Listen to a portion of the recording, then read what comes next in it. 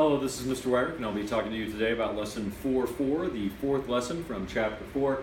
It's about proving triangles congruent. Now, this is actually a lesson that's kind of split up in both 4.4 and 4.5. So we'll be dealing with two separate ways to prove triangles are congruent today. Now, yesterday, or the previous lesson, we were talking about if we have congruent triangles, then the corresponding parts of them are congruent, and some other things about congruent triangles. This is a little bit different. This is taking it the other direction. This is saying what we need to have to prove that two triangles are going to be congruent. Okay? The first one is side, side, side, or SSS is the way that we abbreviate that if we're using it in a proof. We are going to prove that in this lesson, and then we will use that as a tool to help us find other things later on. If it's side, side, side, that means we have two triangles and this side is congruent to this side is congruent to this side, and this side is congruent to this side. So if we know that that's the case, if all three sides are congruent, then everything about those triangles is congruent.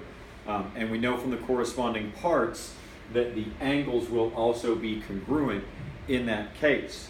So this is side, side, side congruency. Make sure to take it down in your notes.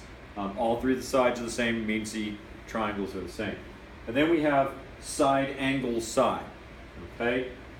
This is the same kind of thing, but based on the information or based on what we can prove, what we're given, something like that, we know that this side is congruent to this side, this angle is congruent to this angle, and this side is congruent to this side. Now, very specific, and make a note of this when you take this one down. Very specific to this method.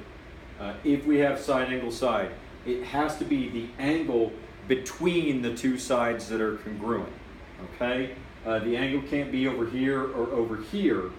It has to be the side, then the angle, then the side, in that order. If we have side, angle, side on both of these that are congruent, then of course the whole triangle is congruent, and we can move forward from there knowing that the whole triangle is congruent, and we can deal with the corresponding parts. If there are any questions about this, make sure to ask them. I want you to look over and ask me about it if I don't remind you. We will need to construct triangles based on this. So make sure you understand what we need to do for that. We'll construct based on both of these.